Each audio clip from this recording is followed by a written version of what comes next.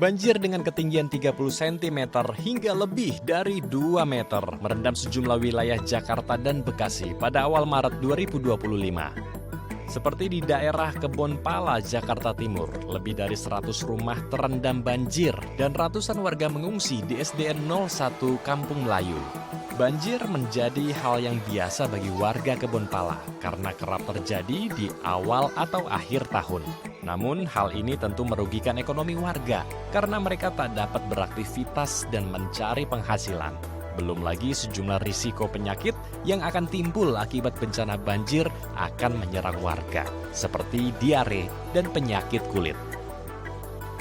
Kalau itu banyak sih kalau itu mah. Kalau itu ya macam kayak penyakit kulit, dan demam gitu, diare salah satunya itu.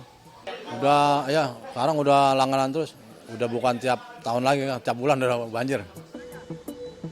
Luapan Sungai Ciliwung dan air kiriman dari Bendungan Katulampa di Bogor, Jawa Barat yang berstatus siaga 1 menjadi salah satu pemicu terjadinya banjir. Di samping itu, Prakirawan Senior BMKG Rifda Novi Karani mengungkapkan daerah Bogor dan Jakarta masih berada dalam musim penghujan dengan intensitas tinggi, meski terkadang muncul hari-hari dengan cuaca yang panas. Karenanya akumulasi hujan di Jakarta dengan intensitas tinggi dan air kiriman dari Bogor menjadi faktor utama pemicu bencana banjir. Betul, memang dari pantauan data observasi yang dimiliki oleh BMKG, curah hujan yang terukur pada hari kemarin ketika terjadi banjir di beberapa wilayah memang masuk ke kategori hujan ekstrim, yaitu di atas 150 mm per 24 jam. Itu yang terjadi, bisa sekitar wilayah selatan terutama ya, Bogor, kemudian sekitar wilayah Tangerang Selatan juga demikian, curah hujan yang terukur itu tinggi. Itu yang menyebabkan, salah satunya yang menyebabkan terjadinya bencana hidrometeorologi seperti banjir, kemudian ada longsor, kemudian juga ada beberapa wilayah yang terkena banjir bandang ya di beberapa wilayah karena memang faktor cuacanya juga mendukung pada saat itu.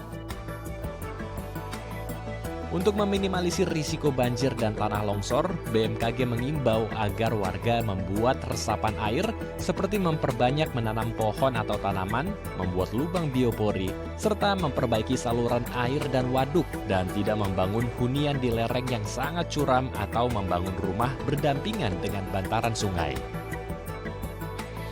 Biasanya yang perlu diperhatikan adalah wilayah-wilayah yang memang rawan bencana hidrometeorologi seperti banjir, seperti daerah yang sisi aliran sungai gitu ya, sisi seberang aliran sungai gitu, atau yang rawan longsor biasanya daerah-daerah dengan tingkat lereng yang dengan kecuraman yang tinggi, itu juga perlu diantisipasi potensi longsornya karena ketika hujan yang terus-menerus gitu ya, meskipun intensitasnya tidak tinggi, tapi kalau terus-menerus hujan berdurasi panjang kan juga tingkat kejenuhan dan ketidakstabilan tanahnya juga dapat gitu ya. Jadi itu yang memicu terjadinya banjir, kemudian juga longsor.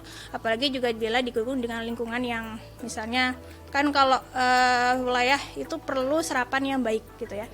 Nah, itu juga perlu diperhatikan.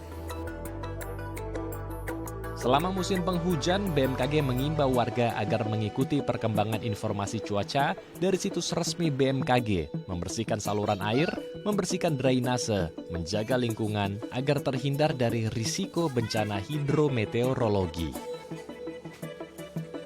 Bencana hidrometeorologi itu tidak hanya dari unsur cuaca, faktor pemicunya, tapi juga dari kondisi lingkungannya.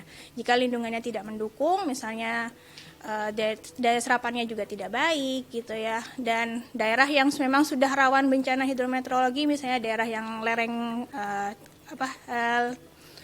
yang lerengnya sudah curam gitu, yang sudah sering longsor tapi tetap tinggal di situ, itu kan perlu dicermati kembali gitu. Jadi perlu mengecek lagi lingkungannya apakah sudah siap menerima atau siap ketika akan ada bencana hidrometeorologi gitu ya. Itu mempersiapkan lingkungannya, juga perlu sering memantau atau memonitoring informasi-informasi dari peringatan dini yang diberikan oleh BMKG dan lembaga-lembaga setempat yang terkait dengan kebencanaan. BMKG memperkirakan musim penghujan akan terus terjadi hingga bulan April 2025. Beberapa daerah yang akan diguyur hujan meliputi Pulau Jawa, Sumatera, Kalimantan Timur, Sulawesi Utara, Maluku, Papua Pegunungan, dan Papua Selatan.